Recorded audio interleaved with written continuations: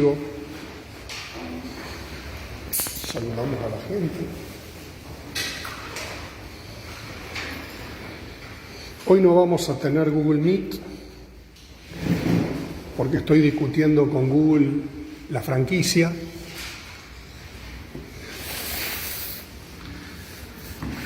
Raquel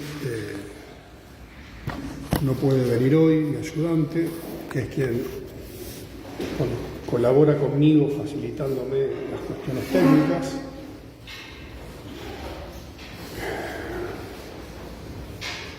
Así que bueno, se va sumando gente. Como decía anteriormente, no vamos a trabajar con el Meet hoy, así que no se esfuercen en conectarse porque no van a poder. Vamos a esperar unos minutos a que llegue más gente.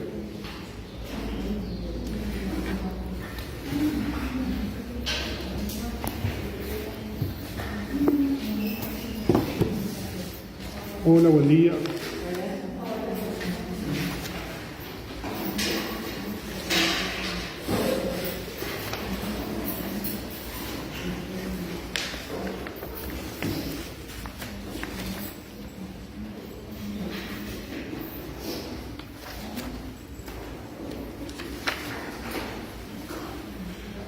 No hay fibra. Bueno, ¿qué vas?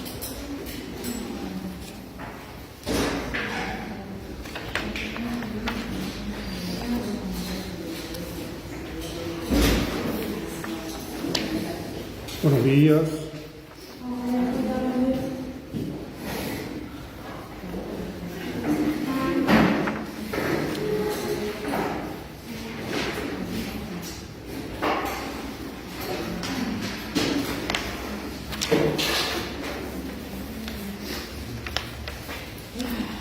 Sí.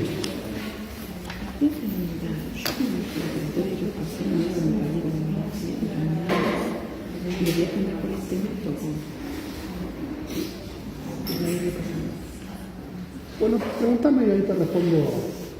¿No lo quieres marcando o...? Y me resulta un poco complicado responderte eso ya, ahora, en este momento. Si me tenés paciencia, yo te respondo en breve. ¿Usted va a recuperatorio?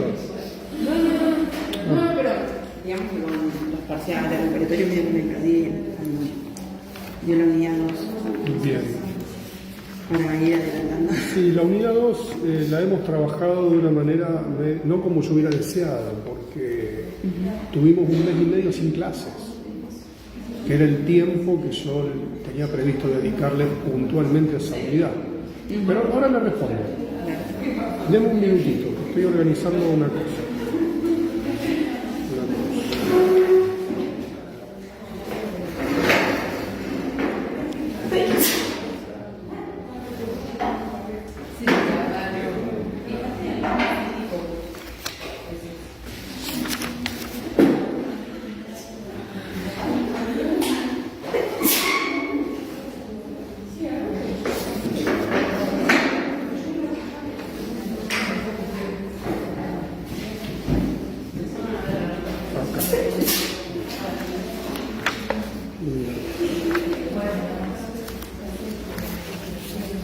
En realidad, no sé si le respondo a su pregunta. Este programa se lee lineal, está en orden la bibliografía.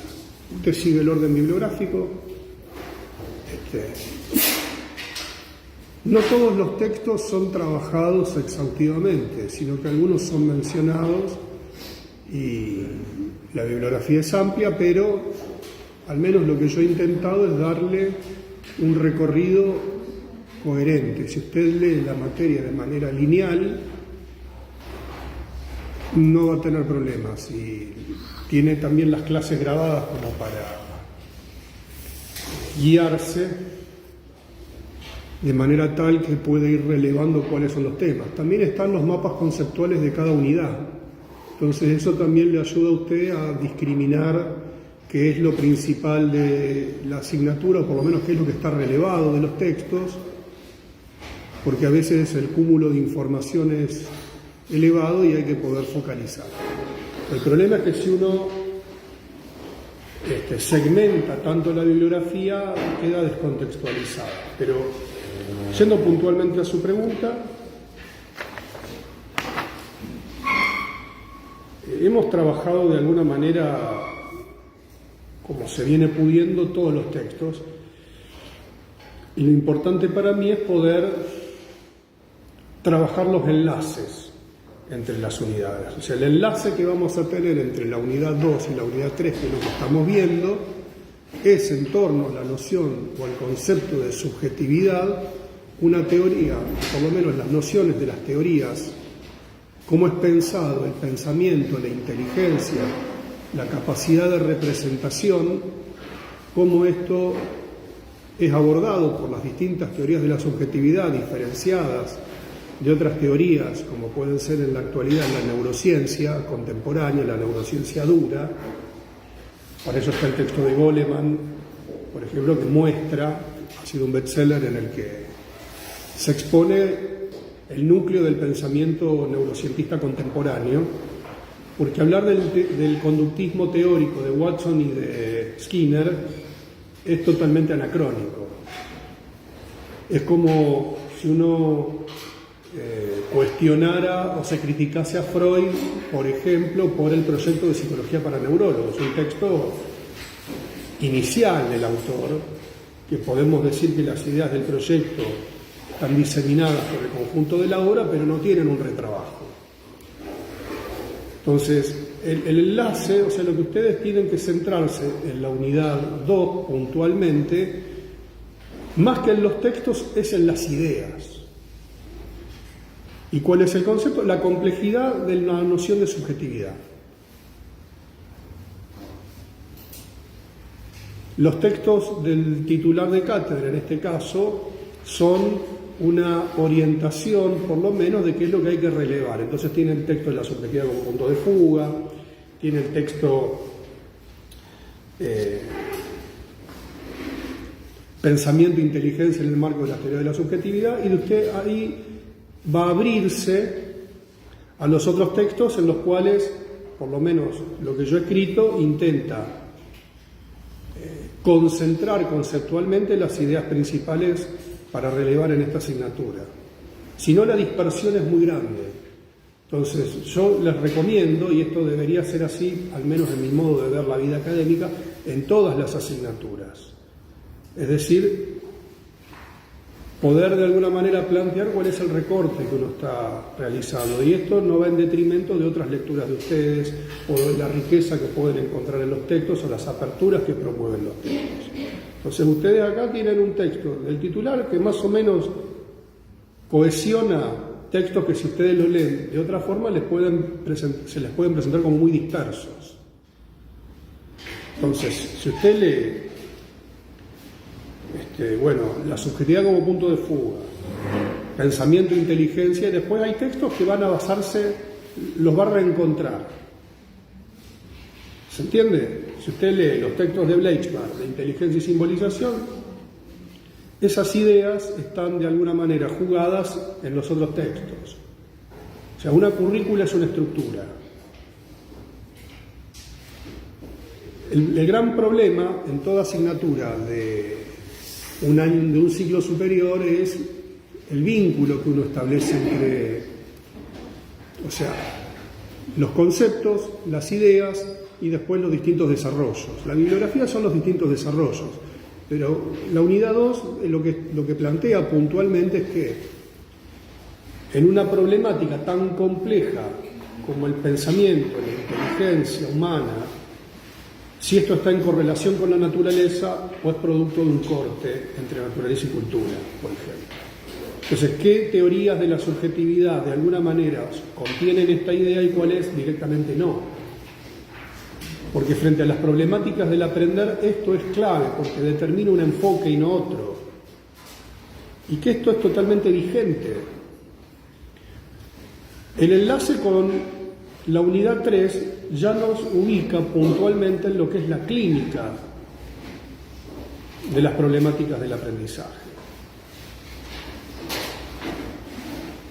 ¿Qué diferencia tiene esto, por ejemplo, con la psicopedagogía?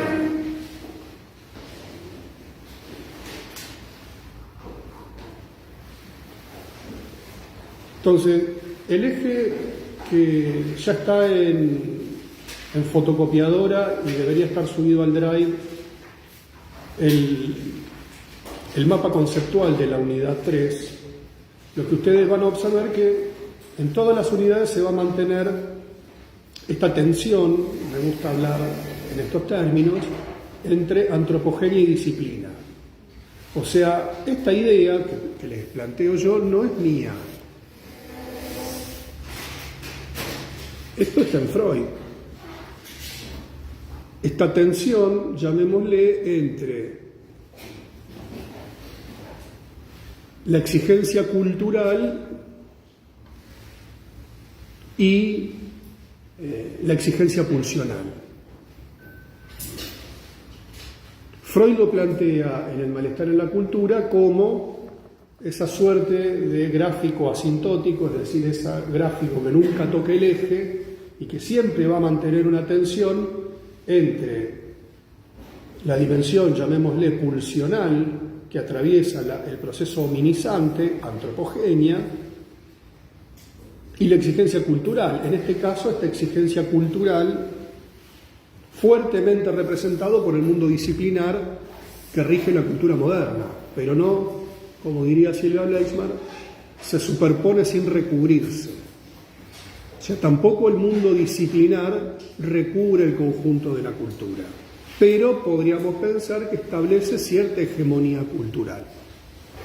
En la medida de que somos individuos atravesados por las instituciones disciplinares, esta tensión va a surgir, pese a todo intento que tiene toda época de superponer, de pensar que en algún momento los dispositivos socioculturales van a ejercer un recubrimiento pleno del sujeto. Esa idea no es psicoanalítica.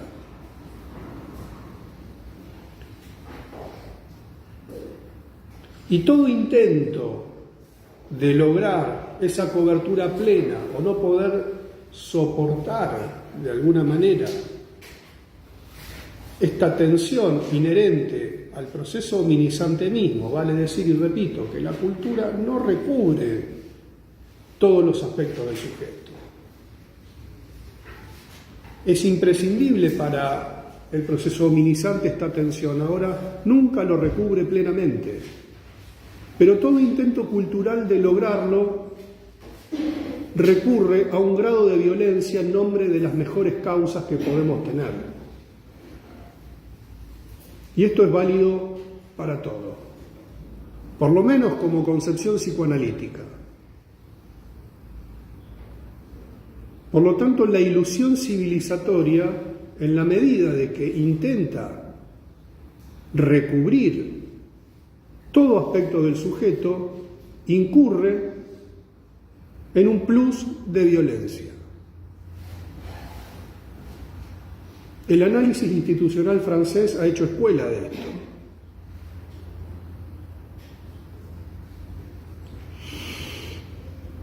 La ilusión, porque Freud llamará esto una ilusión, si nos sostenemos al menos dentro del psicoanálisis, tenemos que aceptar esta ilusión. No la vamos a poder domesticar, y esto no se aprende. Contra esto nos chocamos los seres humanos. Es un rasgo de nuestra especie si al menos entendemos psicoanalíticamente esta noción. Es como si pensásemos que la cultura finalmente va a colonizar el inconsciente, lo va a poder educar plenamente. Si suscribimos a esto, que yo no lo condeno, bueno, no podemos decir que eso es psicoanalítico. O sea, es común escuchar, aún con fundamentos psicoanalíticos, pero uno escucha que hay un avance o un intento de esta recolonización por distintas vías.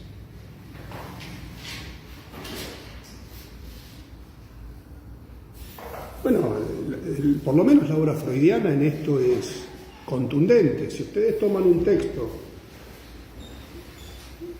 por ejemplo, como la moral sexual cultural, que Freud plantea que hay dos tipos de represión. plantea que hay una represión que viene del orden de la cultura de época y una represión de la tópica, es decir, estructural, en términos más actuales.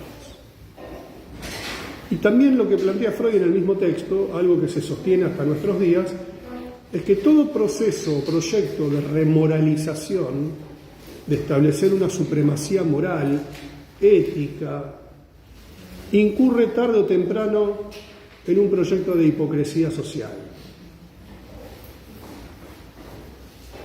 ¿Por qué? Y porque el ser humano enloquece. ¿Vieron ahora que Piñón Fijo cayó en desgracia? Y yo escuchaba, decía, hasta Piñón Fijo cayó. O sea, y vos analizás el conflicto, y es el conflicto, por lo menos lo que los medios se ha visto, las redes sociales son un tema porque todo el mundo se entera de todo, pero no deja de estar, por lo menos en las declaraciones del célebre Chuchuá, como le decía mi hijo menor cuando era chiquito. O sea, Chuchuá también cayó. Todos caemos tarde o temprano. Ahora sí, nuestros aspectos, llamémosle más conflictivos, son expuestos en las redes sociales, bueno, estamos en un problema. La capacidad de reproducción de estas cosas, ahora uno lo ve y es el conflicto que puede tener a lo mejor todo individuo con un hijo que se emancipa, se independiza, pero esto empiezan a circular las condenas sociales, los discursos de época, etcétera, etcétera, pero ¿cuántos padres se sienten heridos cuando los hijos se independizan y hacen lo posible con una mano para que lo hagan y con otra mano para que no lo hagan porque pierden su lugar frente a los hijos que crecen? Y esto, si uno lo ve, no es un conflicto tan terrible como lo muestran los medios, ¿no es cierto? Y ahora, pobre hombre, pintado de payaso, haciendo una declaración, ya no sabes qué es real, ya no sabes qué es ficción, estamos en una época muy compleja. Así que los que hagan, es un canto patriarcal. Chuchuá, chuchuá, chuchuá, bueno. Dedos arriba, bueno. Entonces, entramos en una distorsión compleja. Ahora, ¿cuánta conflictiva humana se compone de los mismos elementos y no trasciende porque es manejado en el fuero íntimo? Entonces no se salva a nadie.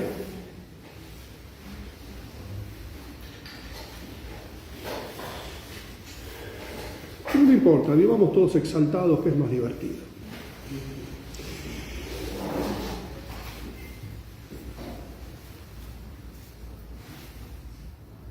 Lean lo más que puedan. Lo importante es que ustedes puedan leer los puntos del programa, vean el mapa conceptual y lean la bibliografía, en el ritmo y en el tiempo que vayan pudiendo. Lo importante son las ideas, son los conceptos. La bibliografía fundamenta desde ciertas ópticas y traten de leer el programa de manera lineal.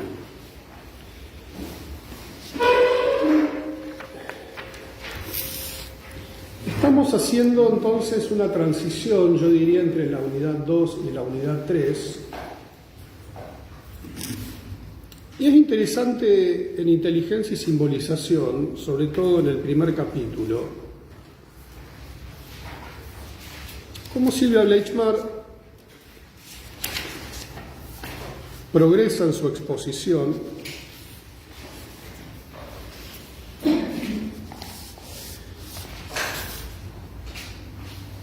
de la problemática de la inteligencia en psicoanálisis. Esa es una problemática, primero, que el psicoanálisis no abordaba de manera directa, porque estaba considerada como que tenía que haber una distancia prudente entre el campo educativo y el psicoanálisis. Posiblemente esto se deba a la historia misma del psicoanálisis y del psicoanálisis con niños. Voy a utilizar los genéricos habituales que surgen en la bibliografía. Esta chica, Melanie Klein, como le gusta decir a la British School, mantuvo una polémica acalorada a partir de los años 20, con Anna Freud, la nena, la hija del Sigmund de la Gente. Y entre las imputaciones cruzadas, cantitos de las hinchadas, se tornó como caballito de batalla, como se suele decir en la crítica al anafreudismo, cierta orientación o tendencia pedagogizante de la práctica psicoanalítica con niños. Esta acusación, podríamos decir con fundamentos, también yo creo que pecó de exceso y de injusticia en un punto, porque la obra de Anna Freud es una obra para considerar. Es decir, ser hija de Freud ya era un problema, por razones obvias, pero tiene textos muy interesantes, tiene conceptos sumamente interesantes, hizo aportes muy importantes, pero marcó cierta polaridad. Entonces, cualquier intento de pensar cuestiones educativas vinculadas o relacionadas con el psicoanálisis rápidamente caían en el lugar común de vincularlo a la obra de Anna Freud y la pedagogización del psicoanálisis. Cuestión que a lo mejor en algunas clases vamos a abordar en los próximos capítulos de esta temporada, en qué consistió la controversia y la polémica, porque dividió aguas al interior del psicoanálisis con niños. Por parte de Melanie Klein tenemos el Simposium de Análisis Infantil, un texto de los años 20, que ahí creo yo se constituye el análisis con niños. Pensemos que el psicoanálisis con niños es la primera teoría que aborda problemáticas intrínsecas del desarrollo y la niñez. Antes de esto no había nada. Y es la primera teoría de alcance clínico, porque están los desarrollos de Piaget, que son un tanto posteriores, los trabajos de Vygotsky, pero no tenemos una clínica psicológica, psicoanalítica con niños. No había otra cosa, más que el intento pedagógico o la pediatría. No lo había. Si alguien sabe de algo, me lo cuenta. Y si tenía algún tipo de eficacia, me lo cuenta, porque yo no lo conozco y no he leído ningún esfuerzo de historización. O sea, ¿qué había antes del psicoanálisis con niños? Que se origina más o menos en los años 20, un poco antes, las primeras experiencias. Si bien tenemos el caso Juanito, que no sería exactamente un caso clínico, pero es un primer abordaje de una problemática de un niño. Bueno, o se ocupaba la pedagogía o se ocupaba la pediatría. ¿Estamos? Ahora, entonces, todo tratamiento de la inteligencia por parte del psicoanálisis tenía un contenido abyecto, porque el psicoanálisis hace consciente lo inconsciente y acá tenemos un problema con el pensamiento formal. Si hablamos del pensamiento formal, tenemos que hablar del proceso secundario en la obra de Freud y lo inherente al yo, lo cual ya tiene otro problema, que es el descentramiento del sujeto de lo común. Entonces, digamos que esto siempre fue quedando como la berretada de la clínica. O sea, ocuparse de esto quedaba mal. Al mismo tiempo que, bueno, entonces, la problemática del pensamiento en psicoanálisis no fue una problemática menor. Si ustedes leen, por ejemplo, el texto Lo inconsciente en Freud, hay un gran desarrollo realmente de lo que es la conciencia en dicho texto. Al mismo tiempo tenés obras no menores de post-freudianos ocupándose puntualmente de la problemática del pensamiento, pero por lo general inherente al terreno de la psicosis. Cuando el pensamiento no está organizado, por ejemplo, la obra de Bion, la obra en cierto sentido de Winnicott, de Rosenfeld, de los pensadores británicos. ¿Cómo se organiza el pensamiento? En realidad, lo que el psicoanálisis tendría a ocuparse es qué pasa cuando el pensamiento no se organiza y como si trabajáramos con el inconsciente a flor de piel. La misma Melanie Klein, al abordar la problemática infantil, no desconoce la cuestión de la organización del pensamiento, pero lo piensa como un absceso del mundo interno sobre el mundo real, que lo desorganiza. Lo estoy diciendo a grandes rasgos. Por lo tanto, cuando Bleichmar toma la problemática del pensamiento y de la inteligencia, es una problemática, yo diría, no es que no tiene antecedentes, pero no están organizados esos antecedentes, y sobre todo en una problemática de la infancia, donde está fuertemente vinculado al ámbito educativo, que es donde suelen surgir o donde suelen visualizarse ciertas problemáticas del desarrollo y del pensamiento. Y acá yo voy a hacer una división entre lo que son los problemas de aprendizaje en niños, pero también tenemos los problemas de aprendizaje en adolescentes. Esto es una innovación, creo yo, de este programa, de poder abordar la problemática adolescente con cierta seriedad. Que a todo esto no hay mucho en la currícula sobre problemática adolescente. Y tenemos autores fuertes en la Argentina que trabajan la problemática adolescente, los Rodulfo, Horstein, Liliana Palazzini. Tenemos gente que trabaja la cuestión adolescente con mucha seriedad. Sin embargo, por alguna razón, la infancia es como que se lleva todos los laureles en las problemáticas. Esta idea, a lo mejor bizantina del psicoanálisis, que todo se juega en el campo preedípico y saltando el tapial de la represión y del complejo de Edipo, lo que hay solamente es repetición. La problemática adolescente es una problemática muy compleja y ha sido abordada desde el campo clínico, desde distintas orientaciones teóricas. Llamativamente, los autores británicos han tomado la adolescencia como algo mucho más complejo que la pubertad en Freud. Por ejemplo, Donald Meltzer. Le estoy nombrando gente que ustedes probablemente no escucharon en su vida, pero es la escuela inglesa.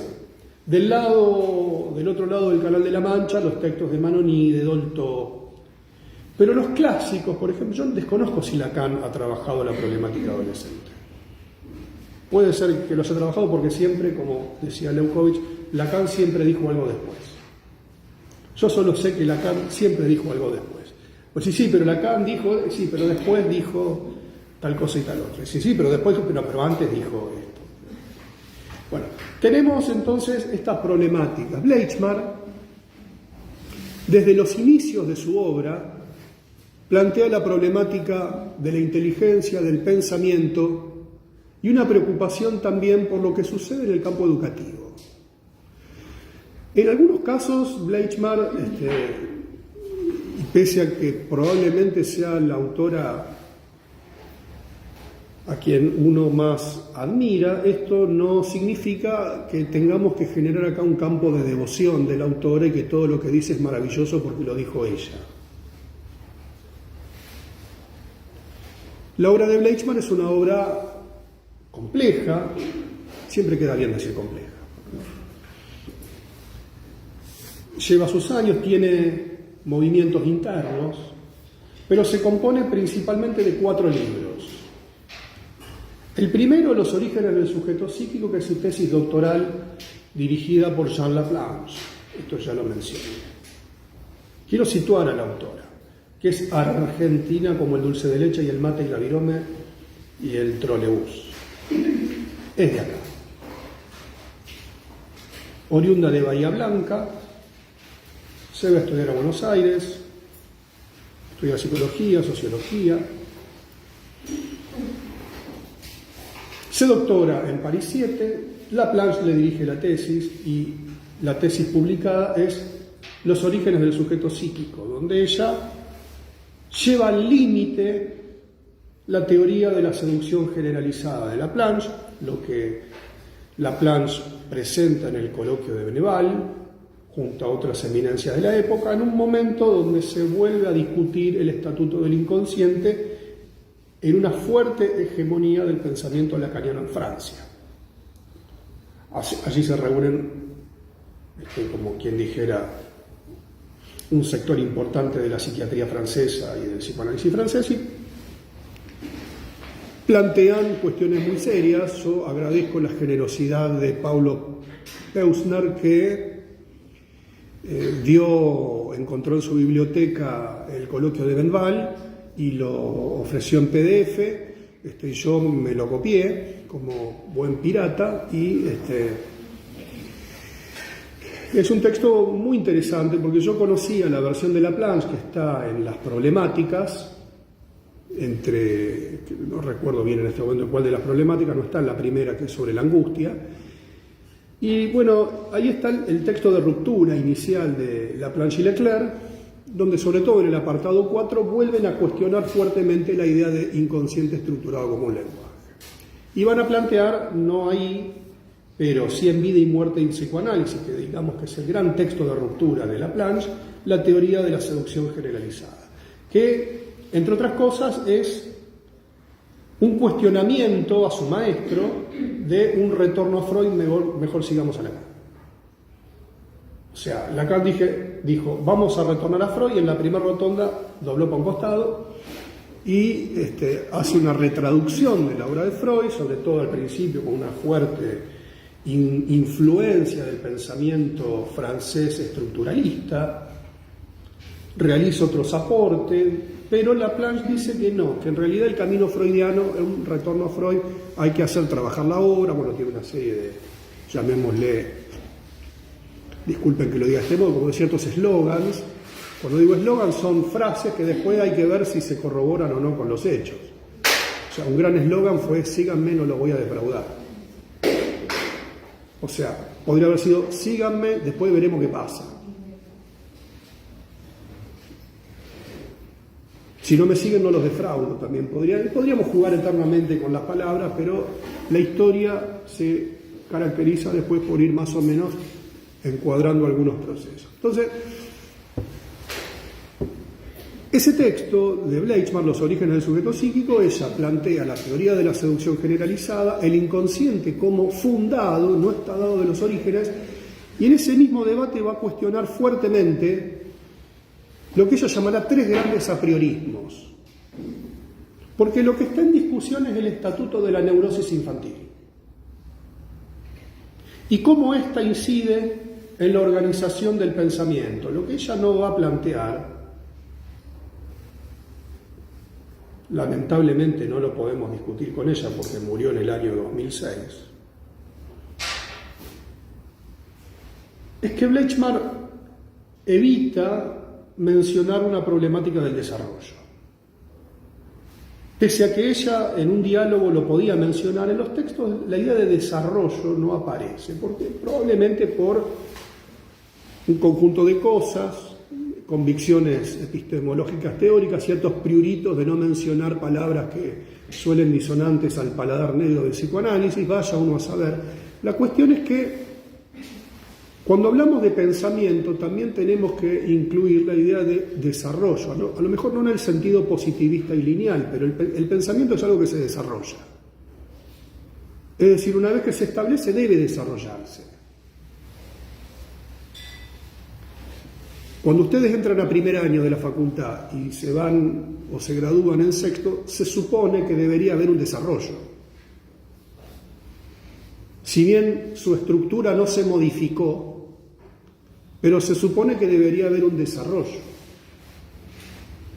Cuando los niños entran a primer grado, por lo general ya hay una predisposición a poder aprender la lectoescritura, pero debe desarrollarse. Y el desarrollo es algo que se produce en el tiempo y en la acción y en un montón de cuestiones. Ahora, Bleichmann va a plantear tres grandes apriorismos. El primer apriorismo es el apriorismo kleiniano. llamémosle endogenista innato. ¿Qué quiere decir? Nacemos con aparato psíquico. Ya desde los orígenes hay una formación mental, vamos a usar esta palabra, esta provocadora en esta facultad, mental. Ya hay una organización mental mínima a la que le podemos decir aparato psíquico. Quiere decir, hay inconsciente, hay yo, hay objeto y hay mecanismo de defensa. Por lo tanto, tenemos neurosis para Melanie Klein. ¿Cómo me gusta decir Klein? Desde los orígenes. Y lo que tenemos son movimientos, no precisamente sexys, entre objetos que se introyectan, objetos que se proyectan, y ella va a desarrollar su teoría. Pero ya hay psiquismo. Por lo tanto, todo conflicto o toda manifestación puede ser comprendida, y volteo la mesa, por el esquema de las neurosis. Llamativamente, para ustedes, prácticamente Klein no hace mención del concepto de represión. Para Klein, hago mi lectura, la represión es como un alambre caído por donde pasan por arriba los objetos buenos, malos, pasa como un partido de tenis, ¿no? La red está baja y la pelota va y viene, alguna queda en la red, alguna se va larga, pero la represión agarra pocas cosas. Los objetos van y vienen como carrilero de Bielsa. ¿Cómo me gusta ese chiste? Cada vez lo entiende menos gente, pero no importa. Va y viene. Ese es el primer apriorismo. El segundo apriorismo que va a mencionar Bleichmann es el apriorismo, a lo mejor no los menciono en el mismo orden que ella, pero yo diría el apriorismo anafreudiano, que más que de Ana Freud es de los seguidores de Ana Freud. Que hay una idea del yo, y esta idea del yo no lo desarrolla tanto acá en la tesis, con la idea, y acá sí me permito decirlo, más que de Ana Freud, es de Hartmann, de la idea de un yo libre de conflicto.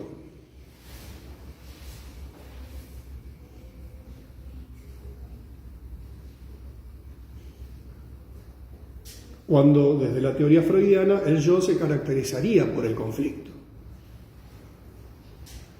Si hay una instancia que vive en conflicto, sobre todo en la segunda tópica, es el yo. Tiene quilombo con todo el mundo. Es como una interna del PJ bonaerense. Tiene quilombo con todo el mundo. El yo tiene problemas con el ello, con el super yo se le arma cada quilombo, con la realidad externa. O sea, el yo en sí mismo es un conflicto.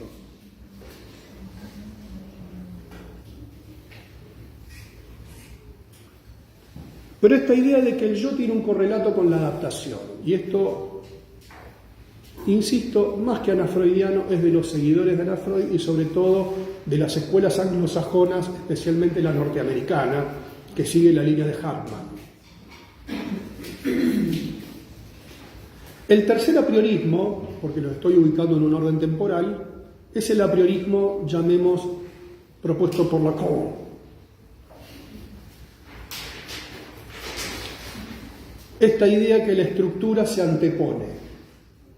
Por lo tanto, entonces, en tanto inconsciente, estructurado como un lenguaje, producto del deseo del otro, estamos hablando de que esto siempre está dado de antemano y que ya podríamos hablar en los mismos términos de la neurosis en tanto trabajamos sobre el discurso del otro. Y acá Bleichmann va a analizar como prueba de su cuestionamiento el texto La primera entrevista con el psicoanalista de Maud Manoni.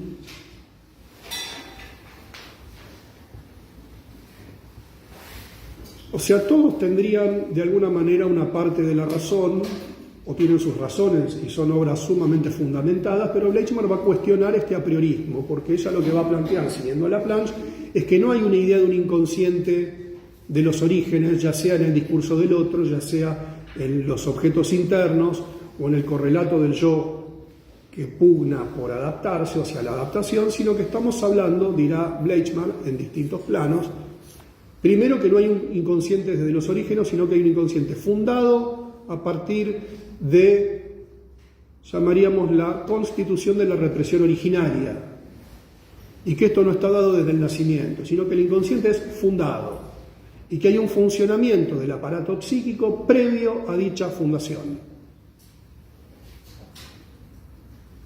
¿Van siguiendo la idea?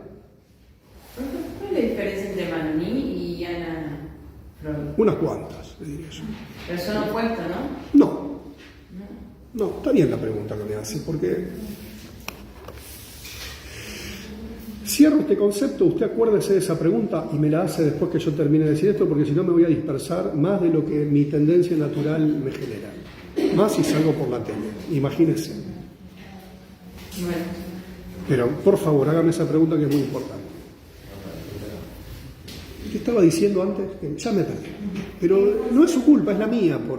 Sí. Que hay un funcionamiento previo a la fundación del inconsciente. Exactamente. Esa es la idea que desarrolla en profundidad Bleichmar en la fundación del inconsciente.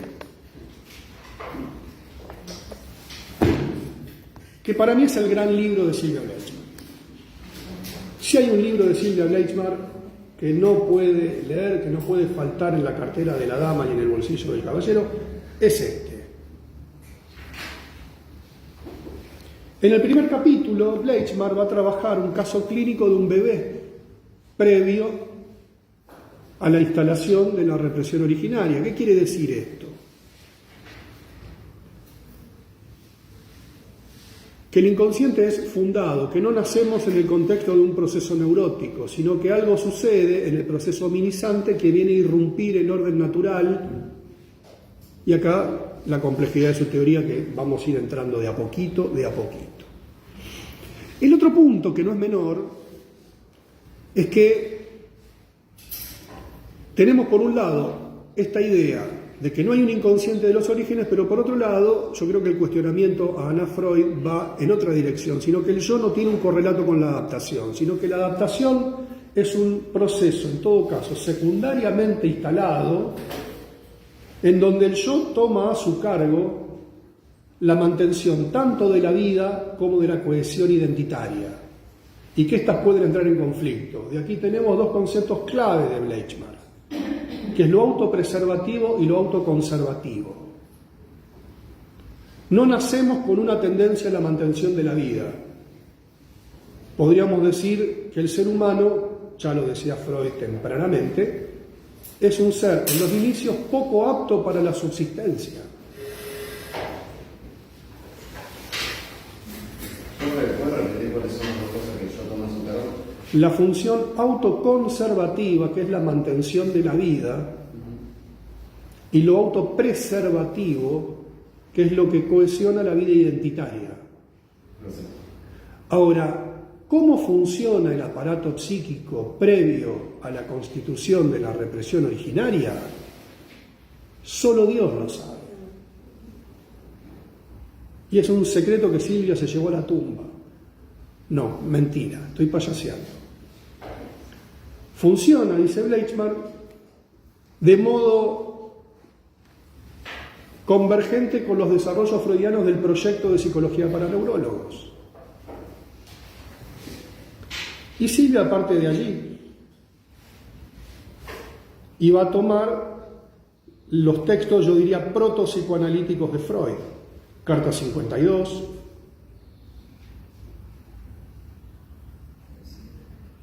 el proyecto, etcétera, etcétera. Y tomará a su cargo y llevará al límite los desarrollos de su maestro y va a presentar un conjunto de casuística, de casos clínicos, en donde, entiendo yo, afianza sus postulados. Desde mi punto de vista, toda teoría tiene que tener un correlato con la clínica, si no, deviene retórica. filosofía, consigna, panfleto. La teoría tiene que tener una corroboración con la experiencia clínica y no acomodar la teoría a la práctica o la práctica a la teoría. Estas ideas fuertemente desarrolladas, Bleichmar las desarrolla allí, en la fundación, en los orígenes del sujeto psíquico. Y ahí también vuelve a hablar de la problemática de la inteligencia. Es decir, para Bleichmar esta es una preocupación. La fundación del inconsciente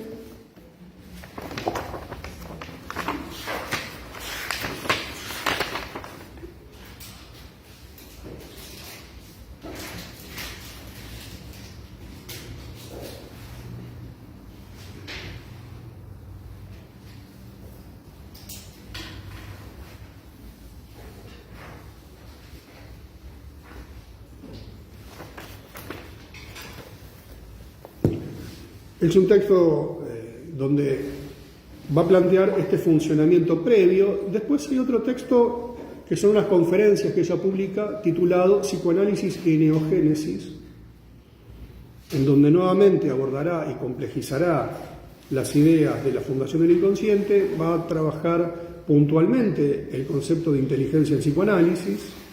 Estoy hablando de los textos publicados por ella. Luego, otro texto que no es menos polémico se llama Paradojas de la sexualidad masculina, que es su último libro publicado. Después se publicó, por ejemplo, Psicoanálisis extramuros, pero son una serie de trabajos que ella hace alrededor de lo que fue el terremoto de México. Hay un conjunto de seminarios como este que se publican. Este es el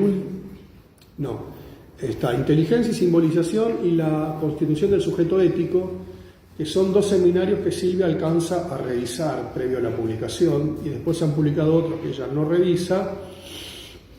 Son extraordinarios, pero no tienen el rigor de su marca de haber revisado sus propios textos, sino sus seguidores, discípulos y otras personas que hacen un gran trabajo, pero no es el trabajo del autor. Entonces es una obra muy compleja, muy amplia, pero la problemática de la inteligencia está presente siempre.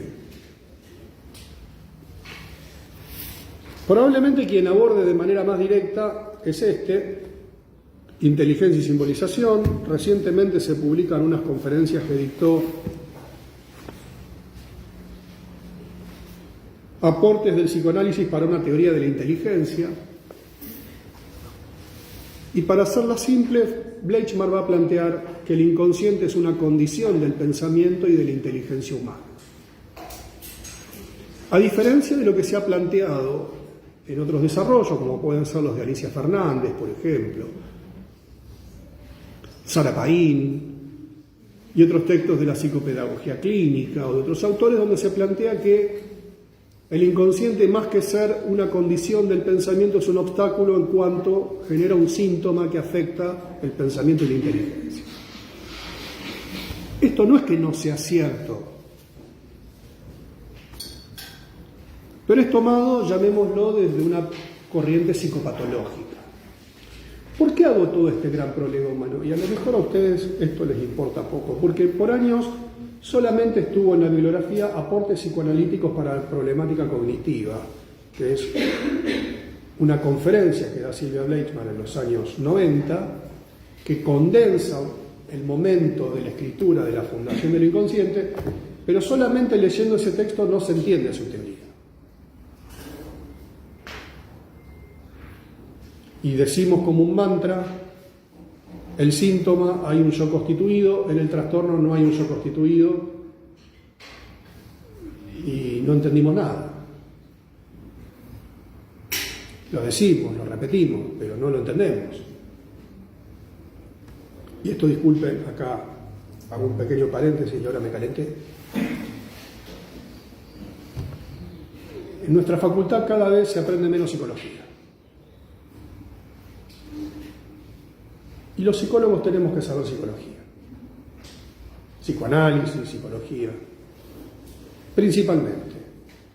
A veces, en el fervor de contextualizar las cosas, nos vamos hacia un lado y desconocemos la psicología. Y esta carrera no es de trabajo social, no es ciencias políticas, es psicología. Y los psicólogos tenemos que tener manejo de las teorías psicológicas. Tenemos que entender qué pasa en nuestro campo.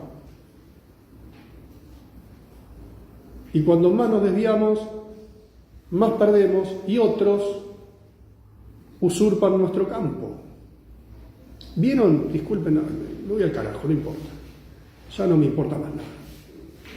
Esta secta que apareció en Buenos Aires, que le ponen la secta del horror, del terror, no es responsabilidad de los psicólogos que pase eso, pero es un tema que tenemos que pensar. ¿Cómo proliferan estos espacios de contención de la gente?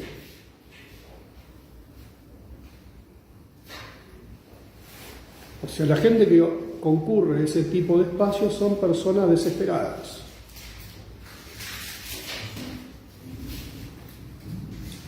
No digo que es nuestra responsabilidad o nuestra culpa, pero es una problemática de la que tenemos que ocuparnos en un campo como el nuestro que se empobrece cada vez más.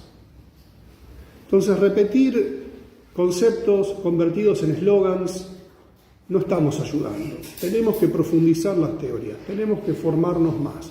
Como hubiera dicho Roberto Galán, hay que formarse más. En el célebre hay que besarse más. Pueden verlo en Volver.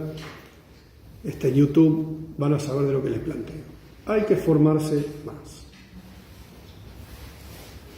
Entonces, esta idea que plantea Leitchmar de un inconsciente fundado también va a plantear si ahí tenemos algo como el yo desde los orígenes.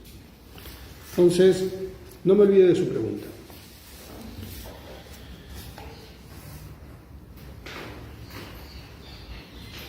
Miren lo que plantea Leitchmar. Página 15. Ahora sí, ¿cómo era tu pregunta antes de empezar con esto? La diferencia entre Maní y Ana O, si son polos opuestos. Ana O no, Ana Freud. Ana Freud. Que a lo mejor era Ana O y no lo sabemos. También estaba O Susana. Sí. Pero eso era otra cosa. Mira, la pregunta es compleja. Primero, yo te puedo responder esto desde lo que sería la revista Antena o Para Ti del psicoanálisis. Lacan odiaba a Ana Freud. La odiaba con todo su ser. No perdía oportunidad de hacerla pomada. Claramente, Lacan admiraba a Melanie Klein. Pese a que la cuestionó muchísimo en sus desarrollos teóricos,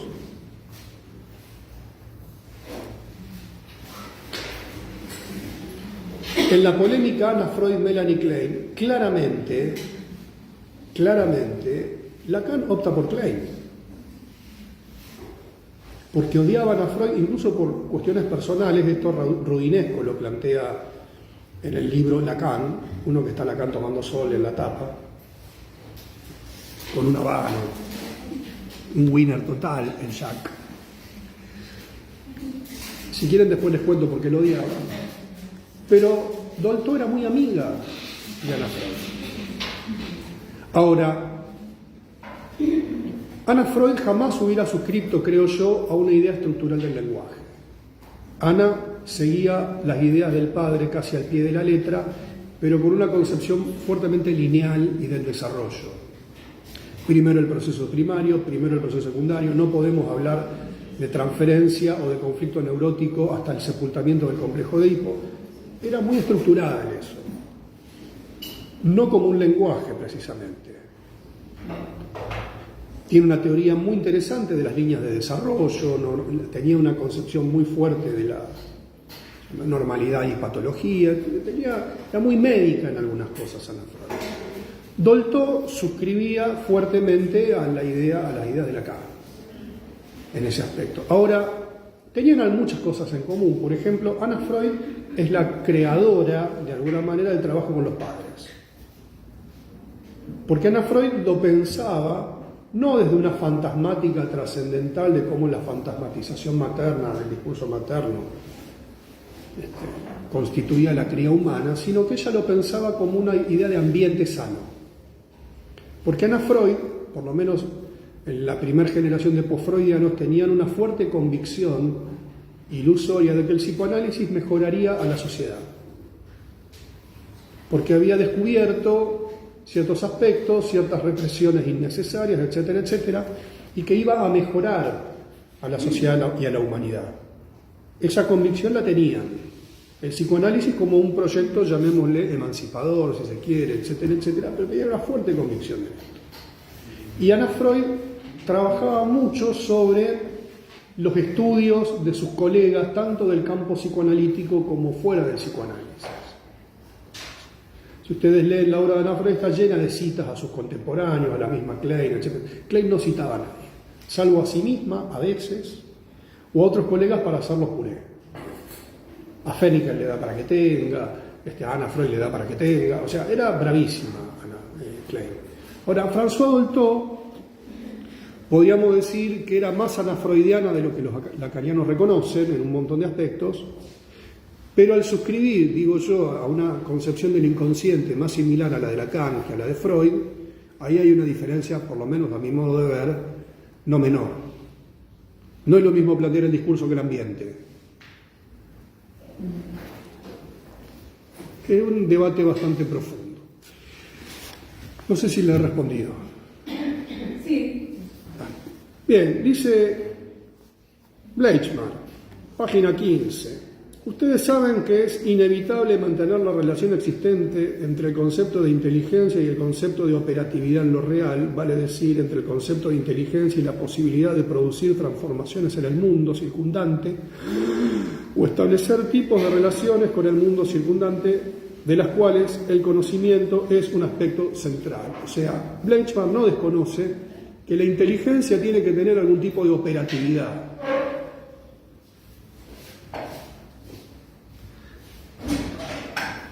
Entonces plantea, partiendo de esta idea, sería impensable que el inconsciente fuera el lugar de estos intercambios en razón de que, como ya lo hemos expuesto a lo largo de todo nuestro trabajo en los últimos años, es decir, el inconsciente no aprende,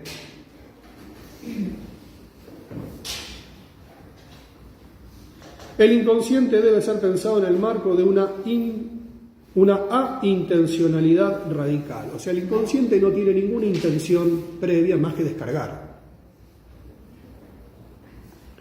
Como un espacio psíquico sin sujeto.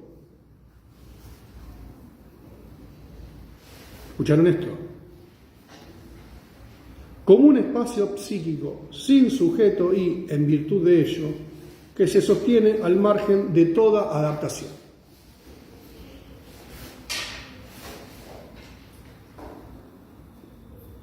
Los silencios son para generar suspenso. ¿Se entiende? Miren lo que está planteando. O sea, no hay un sujeto en el inconsciente con una intencionalidad interna. Repito, el inconsciente debe ser pensado en el marco de una intencionalidad radical.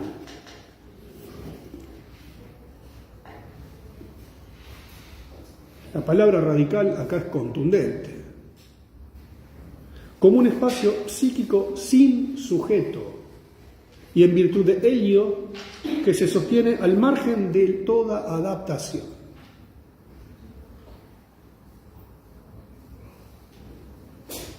La adaptación es una cuestión del sujeto en el sentido estricto, como aquel que es consciente de su propia existencia. Y el inconsciente, por su parte, se encuentra al margen de todo tipo de razonamiento con arreglo a metas, se rige por la repetición y en virtud de ello es el lugar desde el cual se pone en riesgo e incluso se somete a fracaso la posibilidad misma de la adaptación. Digamos que para Bleichmann hay un lugar a la adaptación, a la intencionalidad y digamos a un sujeto en la medida de que se hace cargo de sus propios pensamientos.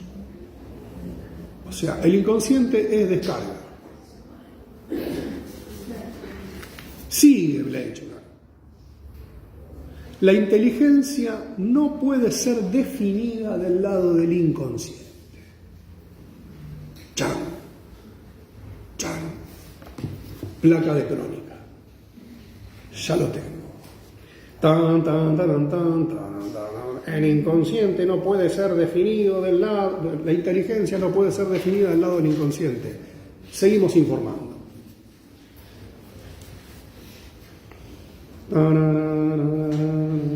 Las placas siempre así.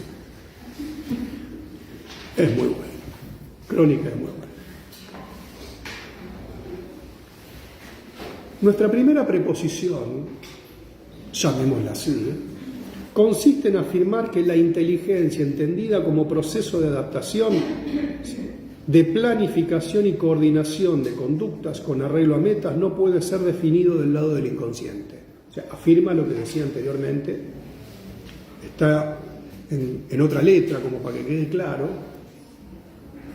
Sin embargo, y no pudiendo ser definida la inteligencia del lado del inconsciente, debemos agregar que tampoco es posible establecer la relación entre el yo y la inteligencia. La idea de una contigüidad adaptativa del yo con la biología entra en crisis cuando nos planteamos desde una perspectiva que no considera al yo como organismo práctico al servicio de la vida biológica, sino como representación que, tomando a cargo el deseo de existencia, el deseo de vivir, no está, sin embargo, en contigüidad con la vida biológica. ¿Por qué dice esto Bleichmann? Porque acá tenemos que pensar en otra ruptura freudiana que no es menor. El yo freudiano no es un yo de la adaptación, es un yo narcisista.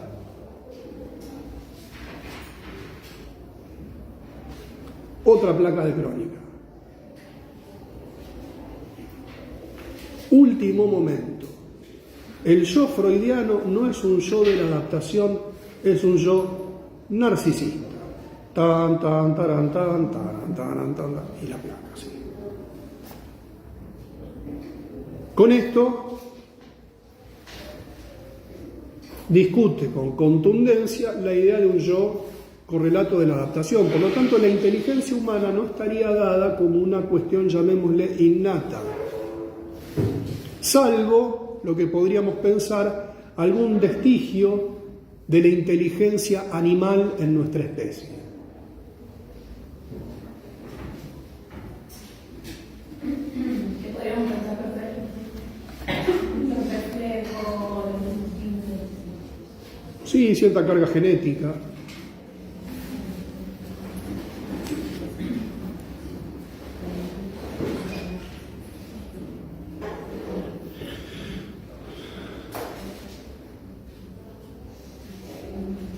Bueno.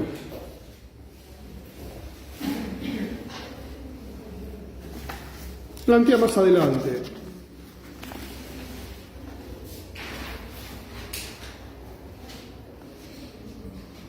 Porque es aquí la pregunta que venimos formulando, página 17, cantemos.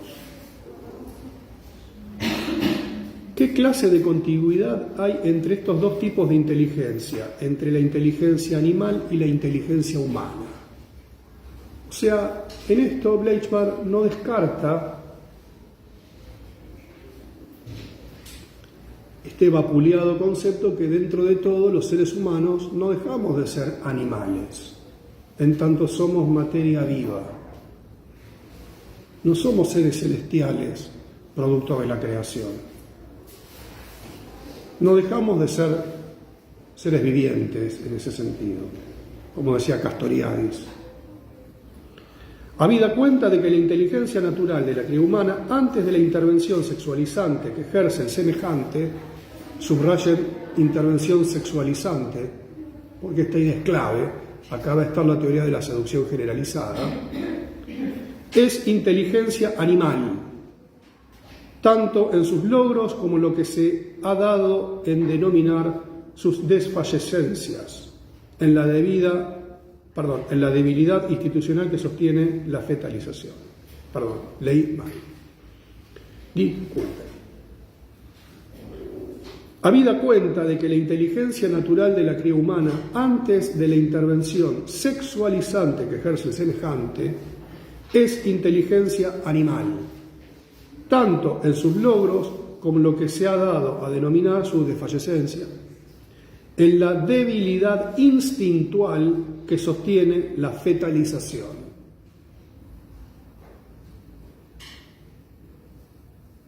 Es decir, los seres humanos nacemos con montantes. Ahora, estos montantes, cómo el bebé se aproxima al pecho, cómo excreta, por ejemplo, cómo tiene los reflejos de prensión y un conjunto de cosas, tiene que ver con esta inteligencia animal. Resuelve cosas. En esto no nos diferenciamos de los perros. Yo tengo una perrita, la Tami, es brillante, pero tiene una inteligencia perruna. Pese a estar, de algún modo, bastante humanizada en un montón de cosas, pero ella entiende todo lo que tiene que ver con ella. Se da cuenta cuando la voy a sacar a pasear, es increíblemente instintiva, intuitiva en un montón de cosas, pero tiene una inteligencia animal. No experimenta los conflictos humanos. En esta razón, sigue Bleichmann, y con esto vamos a parar acá,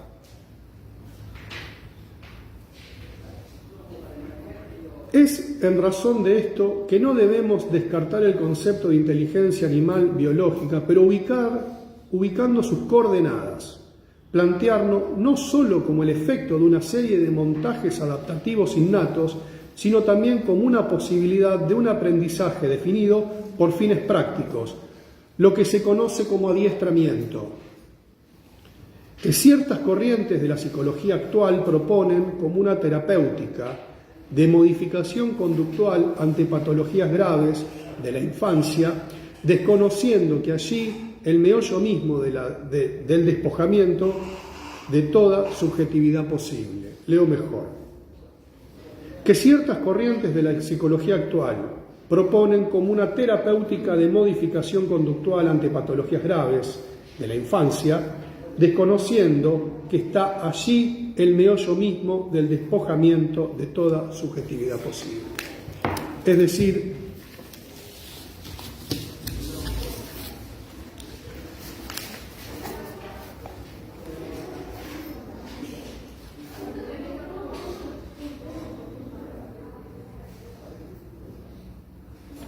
independientemente de esta clínica que aparece en la actualidad, sobre todo con patologías graves, donde se le enseñan hábitos a ciertas personas con patologías graves que no los pueden desarrollar por sí mismos, comer, ir al baño, limpiarse, cuestiones básicas. No queda bien decirlo, pero algunas instituciones que trabajan con problemáticas de trastornos del desarrollo graves o ciertas terapéuticas de los autismos en la actualidad, como de un adiestramiento. Dice, y esto, dice Bleichmann, es como trabajar los aspectos de una inteligencia animal en el ser humano. Así como uno le enseña al perro a hacer sus necesidades afuera de casa, uno le puede enseñar a un ser humano. Es decir, corremos el riesgo de animalizar a los humanos, en la medida de que no se producen ciertos quiebres. Y el primero que va a plantear acá y que esbozó es esta intervención sexualizante del otro humano, dirá Bleichmann, como condición necesaria para el proceso hominizante. Es decir, la antropogenia, desde la perspectiva bleichmanniana, implica este intercambio sexualizante con un otro humano, lo que Laplace llamará situación antropológica fundamental. La asimetría entre la cría humana en la prematurez y en un adulto sexualizado inician una circulación de cantidades que van a desviar estos montantes biológicos y van a implantar, subrayen esta palabrita, implantar la pulsión. Para Laplanche y para Bleichmann, la pulsión es exógena y se produce por seducción. va a llamar a esta acción seducción originaria. Esto que veíamos en Freud, en el Sigmund de la gente, las clases anteriores. La madre en los cuidados del niño ejerce una práctica sexual de pleno derecho cuando lo toma como sustituto de un objeto sexual. ¿Recuerdan esta frase de 3 ensayos? Esa es la matriz de la seducción originaria. ¿Qué quiere decir esto? Que el ser humano, en los intercambios con el otro humano, introduce un montante de excitación que ya no se resolverá por el orden biológico. Requiere de otro tipo de descarga. Y este tipo de descarga es por medio del objeto de placer. El objeto de placer no es el objeto del me gusta. Este intercambio con el otro humano genera una desestabilización en el orden excitatorio. Siguiendo la teoría clásica, esta primera experiencia desbordante, Freud la ubica como la primera vivencia de satisfacción.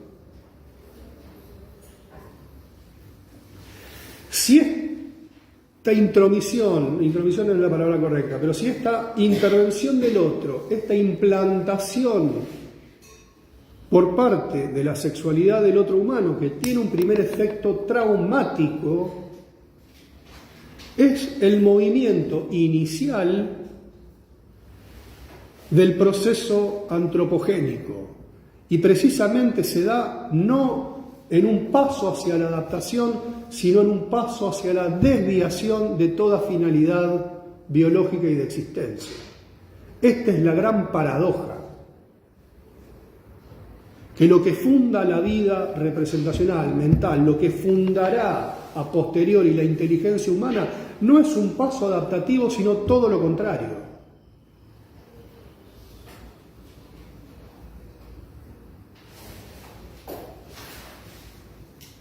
Chan. Por lo tanto, lo que plantea Bleichmar es una ruptura con la teoría clásica de la inteligencia, que la podemos rastrear en otros autores, pero no con esta dirección, la clava en el ángulo, como quien dice. Este primer movimiento, y acá sí podemos decir sexy, porque es un movimiento sexy en la medida de que el otro humano implanta la sexualidad para abajo, para arriba. No entiendo qué tiene de sexy ir para abajo y para arriba. Siempre me lo pregunté. Creo que mi próximo libro va a tratar de ese tema.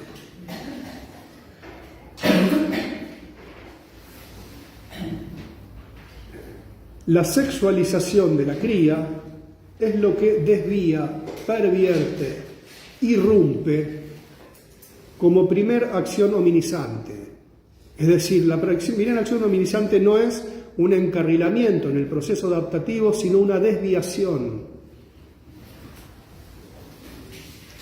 producto de la implantación de la sexualidad.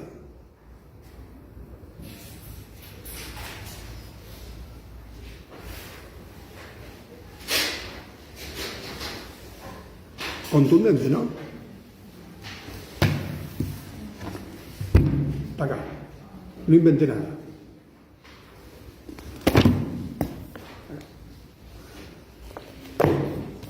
¿Preguntas?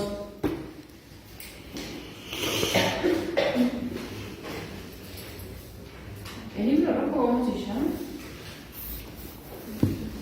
El Capital de Marx. La fundación de lo inconsciente.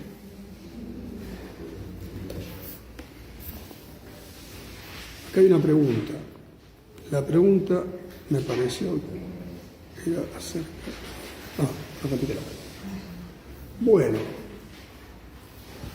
¿Alguna pregunta? ¿Se entiende? Porque siempre hay como un silencio...